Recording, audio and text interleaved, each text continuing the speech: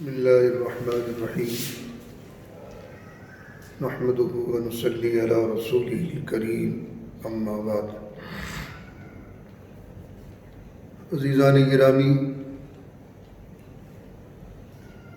مسائل الصیام کی تفصیل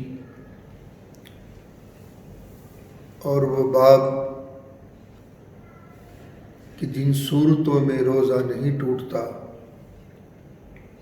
نہ اس کی قضا واجب ہوتی ہے نہ کفارہ،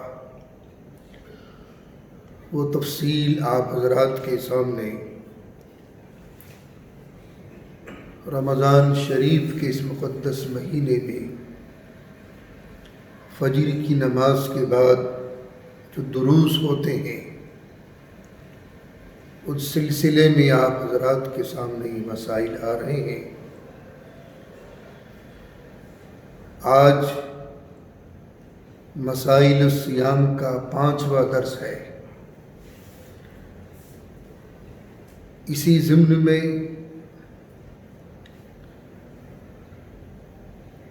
سنت نبوی اینڈ ماڈرن سائنس کے تعلق سے fasting and modern science professor, doctors, خواہ وہ فارماکولوجسٹ ہو یا دوسرے نظریات کے ماننے والے ہوں، سائیکولوجسٹ ہوں، ان تمام حضرات کی یہاں روزہ صحت اور تندرستی کا ضامن ہے۔ یہ تو تسلیم کر لیا دنیا کے عقلاء نے، مفکرین نے، یہاں تک کہ ارسطو، سکندر اعظم بھی بھوکا رہنے کو پسند کرتے تھے۔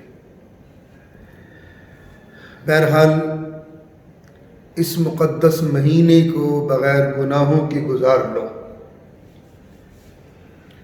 ایک حدیث پاک میں حضور صلی اللہ علیہ وسلم کا ارشاد ہے، اللہ ارشاد فرماتا ہے، روزہ رکھنے کے بعد بھی اگر تو نے جھوٹ بول دیا تو مجھے تیرے بھوکا اور پیاسے رہنے کی کوئی حاجت نہیں۔ یعنی جھوٹ بولنا پہلے سے ہی حرام ہے، تو روزہ رکھنے کے بعد اگر جھوٹ بول دیا تو اللہ ارشاد فرماتا ہے تو بھوکا رہا ہے، پیاسا رہا ہے، مجھے اس کی کوئی حاجت نہیں ہے۔ اس لیے خدا کے واسطے ایک مہینہ بغیر گناہوں کے گزار لو۔ اور اس وقت کے جو حالات ہیں، بڑے سنگین حالات ہیں پوری دنیا کے، اللہ سے ڈرنے کی ضرورت ہے، توبہ استغفار کی ضرورت ہے۔ بہرحال آج کے درس کا پہلا مسئلہ مسائل الصیام کے تعلق سے، روزے کی حالت میں اگر بتی اور لوبان کے دھوئیں کا حکم،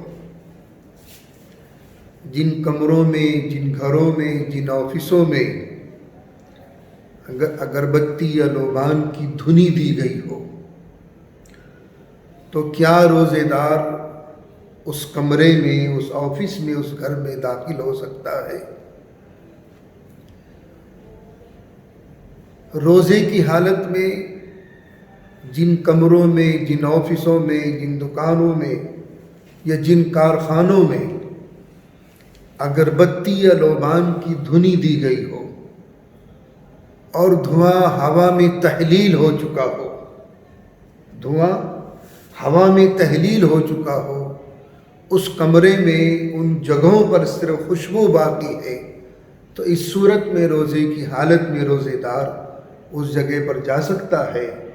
ان صورتوں میں روزہ نہیں ٹوٹتا، بشرط یہ کہ وہ دھواں ہوا میں تحلیل ہو چکا ہو اور صرف اس جگہ خوشبو باقی ہو۔ دوسرا مسئلہ، روزے کی حالت میں ہر قسم کا عطر لگانے سے، ہر قسم کی خوشبو سونگھنے سے، خواہ پھولوں کی خوشبو ہو، پرفیوم کی خوشبو ہو، یا اسی طریقے سے عطریات کی خوشبو ہو، ان تمام خوشبوؤں کے سونگھنے سے روزے کی حالت میں یا لگانے سے روزہ نہیں ٹوٹتا۔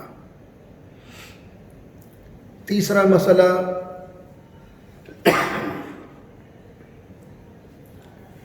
روزے کی حالت میں بغیر قصد و ارادے کے حلق میں مکھی چلی جائے یا گرد و غبار چلا جائے بغیر کسی ارادے کے، تو اس صورت میں بھی روزہ نہیں ٹوٹتا۔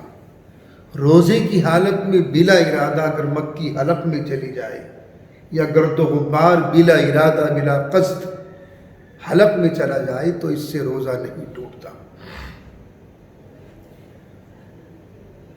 ایک مسئلہ موبائل کے تعلق سے بھی ذہن نشین فرما لیں، مسائل و موبائل۔ نماز کی حالت میں اگر موبائل کی گھنٹی بج گئی تو کیا اس صورت میں نماز کی حالت میں دوران نماز اپنے موبائل کو بند کر سکتا ہے یا نہیں؟